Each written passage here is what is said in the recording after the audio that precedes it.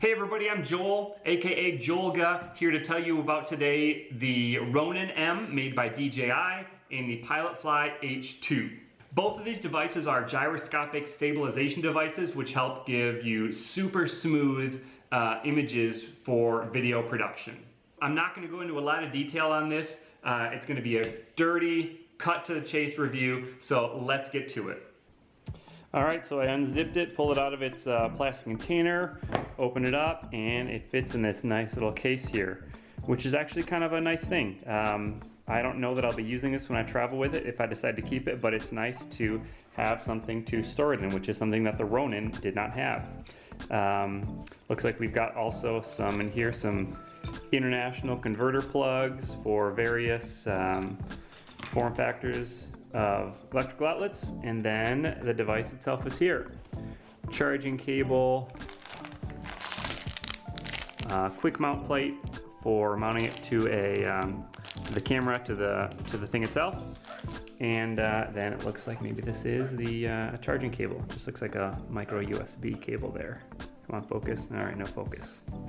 So I went ahead and I pulled my Ronin-M out just to give you a comparison of what the size and form factor of these things is.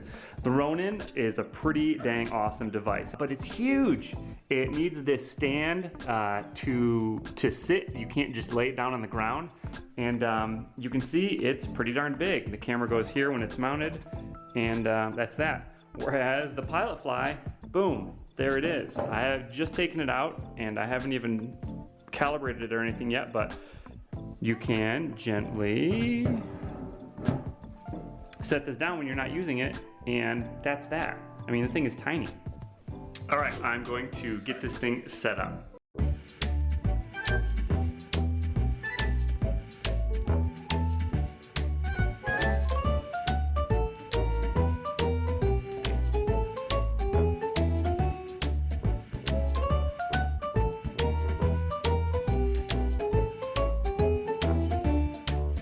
I don't think this is the way it's supposed to look.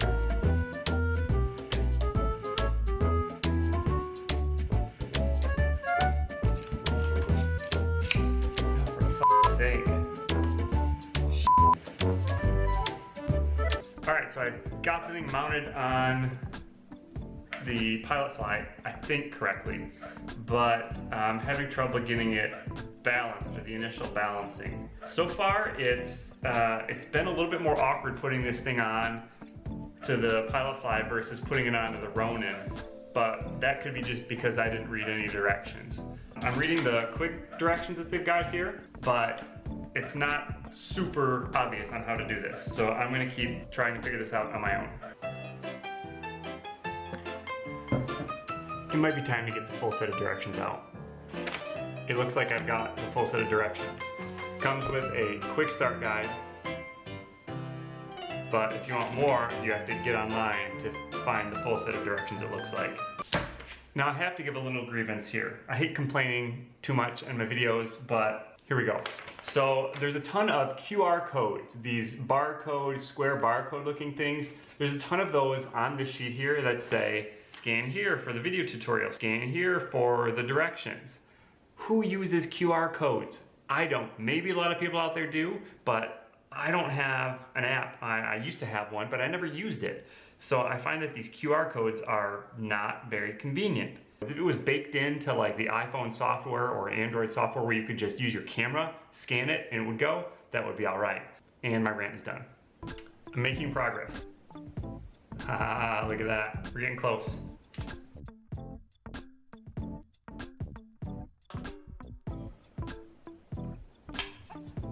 That looks a little bit better. I think I've got it more or less roughly balanced. Let's turn it on and see what happens. Oh, hello. Oh. Ooh. It's getting stuck. All right, power off. There's a part of it that my handle is hitting the bottom of that gimbal there, so maybe I need to just move it up a little bit in its, oh, I don't know what position this is called. Yaw, roll, pitch. And now I just throw the whole thing out of whack. So I have to say that the initial setup of this versus the initial setup of the Ronin, so far this is proving to be a lot trickier. And I think one of the reasons is that is for the exact feature that I want this device to work well, is that it's got just a monopod on it. And so I don't have anywhere just to set it when I'm working on it. I'm balancing it on my table here with kind of just gravity and then using two hands and kind of trying to hold, whereas the Ronin actually has the stand so you can set the thing on it. You can use both hands to work on the device while you're trying to initially balance it. So I'm hoping that once I get through this initial phase and kind of know where all the settings need to be, then it will be okay and it'll be easy to go from there, because right now it's a lot more difficult to set this one up compared to the Ronin. Google H2 setup.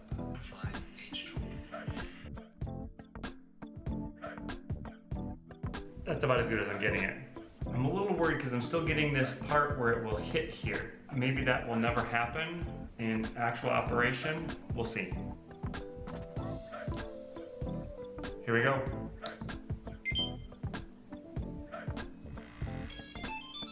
Okay, so I got it finally set up. It took a lot longer than I thought it would. Part of it was my fault. I didn't quite understand what I had to do, but once I watched the video, it worked, it helped. And that was, I think, one of the official videos from the Pilotfly YouTube channel, so check them out. But I've calibrated it and turned it on now, and it seems to be, the lens is tilting up on the front. You're kind of at an angle above me there anyway, but you can see it's pointing up rather than straight forward. Oh, wait, there, now it goes. Okay. Well, that did it. One thing I am loving so far is how easy this thing lays down. You can just leave your camera attached and you can actually set it down. The Ronin, it's an awesome looking piece of equipment, but you can't set it down very easily. If you take it off the stand here and try to set it down,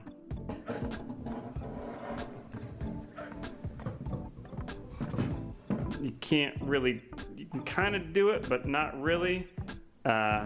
Yeah. All right, now that I've got this thing more or less balanced, let's take a look at it. So once you've got it balanced, it will be more or less like this. It won't look all weird like you did in my earlier picture. And then there's a little button on the side, or a little switch. You just switch it up. It makes a little noise, and on it comes. From here, there are 5 different modes that the thing operates in, and there's a button on the back side here that says mode that you click 1, 2, 3, 4, or 5 times, and that determines what mode that the thing will operate in, the H2 will operate in. So the first mode, I'm gonna pull up the cheat sheet here. First mode, they call it follow mode. One tap, when you move the thing, it will stay at, it will follow your motion. So it will tilt up and down, it will pan left and right. It just won't roll. It doesn't roll. There's another mode later where it will tilt, pan, and roll. So this is mode 1. If you tap the button twice,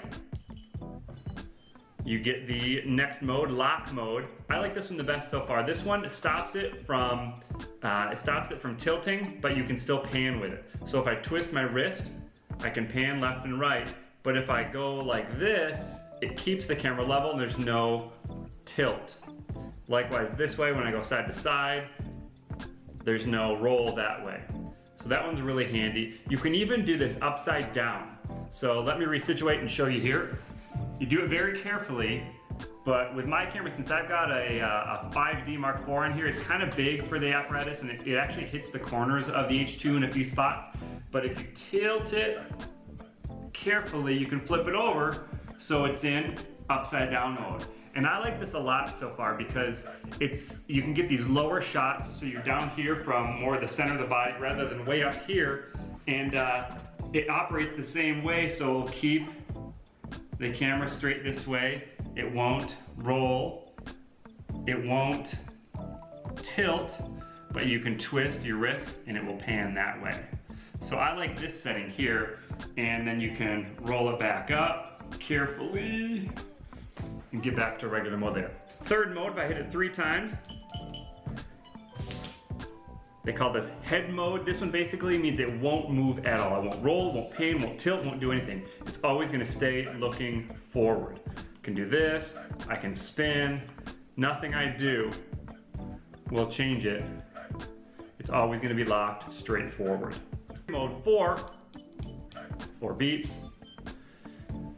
is the same as the first mode, where you can pan, you can tilt, but this time it also rolls. So if you want to do a sweeping shot where you roll, there you go. And the last set of buttons is 5 buttons. I've used this one a lot right now in testing. It's 5 beeps and it's called home. So if you hit it 5 times, if you've got your camera all out of whack and it just kind of gets sometimes uncalibrated, if you hit it 5 times, it brings it back to straightforward on center, which is really nice. Now there is an app that you can download for this to connect to it. I've been messing with it for like 10 minutes now and I can't get the thing to connect. So I'll work on it a little bit longer and see if I can get it to connect. But initially out of the box, it doesn't seem to be working very well. It looks like it's a third-party app made by a third-party company. So it's not necessarily made by Pilotfly. I could be wrong on that. But it's taken me a little bit of time to connect to it. But it looks like you can do a lot of things from this in terms of calibration and control via smartphone app, just like the Ronin does as well. Another thing that I mentioned a few minutes ago is the, come on, focus. Well, you can't see it very well here, but there's a little button here, and when I move it up and down, the camera will move up and down, side to side. It's just a little thumb joystick on the back, which is actually kind of nice because then you can control the thing if you need to, especially if it's on a tripod. You can connect this to a tripod and set it up, tilt it, pan it like you need to, and get the shot and it will stay there. I do notice that it drifts a little bit sometimes. Once in a while, like right now, it looks a little bit off-centered to me. Sometimes if I just pull on it a smidge, it doesn't squeal at me and it will bring it back to what looks more or less like center to me. So that's kind of nice, but the fact that it drifts a little bit, not so nice. A few other features about the Pilotfly H2 here. It comes with a power connector. Power connects right on the side here and you can charge that way. So all the batteries are internal. You don't take them out or anything like that. And there's also a USB spot on the side over here, which you can use to connect to a battery pack or a power source as well. Or you can also connect this to the computer and you can control various functions like this smartphone app that I'm trying to get to work. You can do those controls on the computer as well. Another feature I like about the H2 is the way that it's got this stick is nice and it's kind of heavy. I've got an 5D Mark IV on there, so it's a heavy camera to begin with. But that gets kind of heavy like that and it's kind of cumbersome and it's kind of top heavy that way. But there's this ring that's got this kind of gnarled grip on it right here that I find if I wrap my thumb and forefinger around it, it makes it a little bit more controllable and a little bit nicer to hold. So that's a nice grip feature in terms of long-term being able to hold on to it. You can also hold on to this thing like this. I kind of feel like Luke Skywalker when I do this.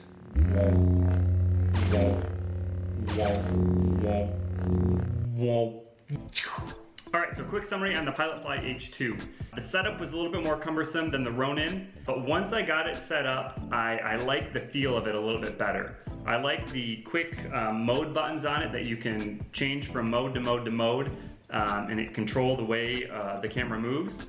And I also like the size of it. It's just a lot more manageable. For me, I plan on doing some traveling with this and I plan on taking it out to the park and in town and that kind of stuff. I like to keep a little bit lower of a profile, and so this I think will help me to do that. And it won't be so obvious compared to the Ronin, which is a pretty large apparatus. When you're walking around with it, you look like Steven Spielberg, basically.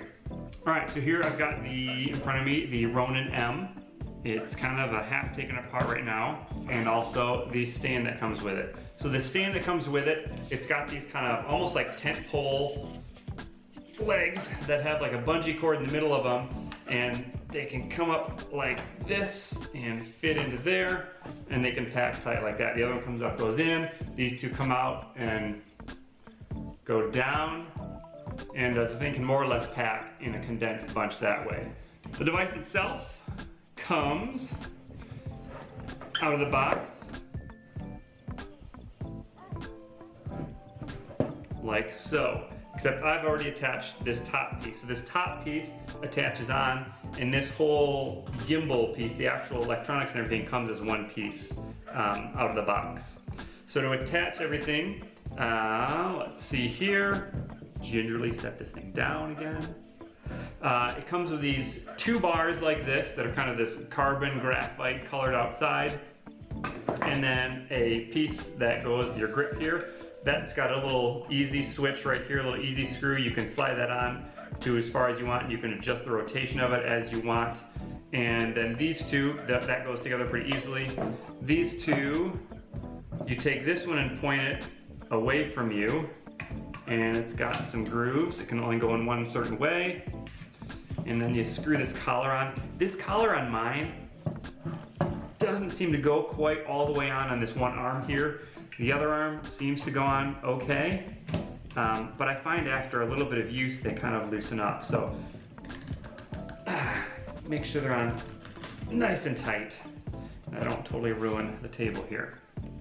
So once it's set up, this is what it looks like. You don't need to do any balancing per se at this point in time quite yet. So as you can see, the Ronin-M is a two-handed operation for the most part. You can do a one-hand operation by holding it like so. You can hold it low if you need to. You can put it in such a mode where you hold it like so and you control it basically from underneath. And it also has what's called briefcase mode, where you can hang it kind of by your side like this. So this one has a few different ways of holding it. You have to tell it via an app what way you want to hold it or what mode you're going to hold it in, so it knows how to orient itself. But you can do that with that. I tried because I was looking for a more low profile gimbal. I tried taking these bars off to see if I could just hold it by the center and if that would work, but it didn't like that. The motor started kind of shivering and shaking, and so you do have to keep these attached to it. I thought maybe I could keep a low profile without having these on there and just kind of carry it next to my side or in front of me, but nope, you gotta have these on from what I can tell. All right, so I've got the mounting plate on the bottom of the Canon 5D Mark IV, and from here, you just want to slide it on here, onto the quick release bracket. And at this point in time, you have to, I've already done this, you have to decide what the balance level is. Too far forward and it will fall forward, too far backward and it will fall backward. I know roughly where it should be. And then there's a little lever, you just lock it on, and voila. You do also have to orient the side-to-side roll by adjusting the side-to-side location of the camera on these rails, and also the up and down on these. So just like with the Pilotfly H2, you have to do the same kind of calibration, but this is a little bit nicer in the setup because it does have the stand here. So as much as I don't like the stand for everything else, it's nice for the actual setup process. All right, I've gone ahead and put the stand aside, and I've got the Ronin in my hands. Now this one obviously is a little bit bigger.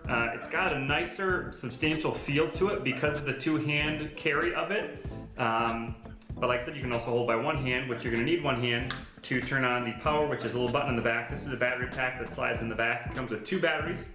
Hold it for a second or two. And on she comes. Now I notice sometimes the first time I turn it on, it doesn't quite come to center this way or that way or up or down. So I've tried auto calibrating it and everything, and that doesn't necessarily seem to help. But just like with the Pilotfly H2, these are my first impressions, and with a little bit more tweaking in use over time, it may get a little bit more dialed in. The one feature that I find that I'm missing instantly from it is the ability to quickly change modes, as it's called on the Pilotfly H2. The mode button in the back of that Pilotfly allowed me to switch from allowing the roll to happen, roll not to happen. The Ronin doesn't have that immediately on it. You can do it in the app, but you have to get your phone out. You have to wade through a couple of screens to get there. So it's just not as quickly available as it is on the Pilotfly. So because it doesn't have all the modes available at the snap of a finger, I don't have a lot to show you immediately right here. I'm not going to get my phone out and pull the app out. You can do that, but the app is super technical. You can adjust just about every kind of feature you could want on it. To the amount of speed you get, you can see as I turn it here, the camera will pan. You can adjust the speed and the resistance at which it does that. Same thing with the tilt and the roll as well. So all those things, you can adjust how responsive the gimbal is to your motions, depending on what you want to have set up. Also with the Ronin-M, via the app, you have the option to set this into quiet mode or silent mode. I forget exactly what it's called, which all gimbals make a little bit of noise. See if you can hear it here.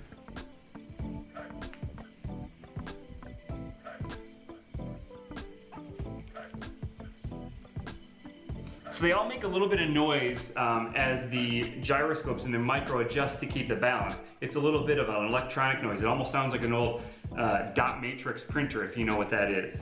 And sometimes that can be picked up from your microphones, especially if you're using an on-camera microphone or a built-in microphone and not a hot shoe or an external microphone. So Ronin, DJI has made a silent mode, which what it does is it quiets those motors. It makes it a little bit less responsive. So if you make big turns or big motions, it's not as responsive to those. But if you're basically staying still or making slow, gradual motions, it's a great option to make it basically quiet. So you don't have to worry about that kind of electronic noise being picked up by your microphones. Now, I'm not going to show you videos from these, what these actual gimbals will produce. There are a ton of videos out there on YouTube to show you what kind of results these will produce. They both produce great quality, stable images. Each is a little bit different than the other. You can tell different qualities of the stabilization from both of them, but that's not the purpose of this video. The purpose of this video is to show you the differences, the basic, more or less physical differences between the Ronin-M and the Pilotfly H2. Now, one thing I should probably mention as well about the DJI Ronin-M is that it comes with a remote control. So unlike the Pilotfly H2, which you have to buy the remote control separately, the Ronin-M comes with a big size remote. It's in the box in my office right now. But if you're familiar with any of the DJI drones, it's just like that familiar feel. It's yay big. A big chunky remote that can be used to control the pan, tilt, roll, and everything of the Ronin. So you can have a two-person operation. So one person, if you need this kind of a setup, one person can be holding the device or the Ronin, and another person can be controlling the camera motions. So it's great for two-person operation if you need that. Now, this has been a quick and dirty review of the DJI Ronin-M and the Pilotfly H2. The reason I decided to do this review was because I was trying to find a gimbal device that I could use for everyday use, travel use, and get some super solid shots with my SLR, my DSLR Canon 5D Mark IV.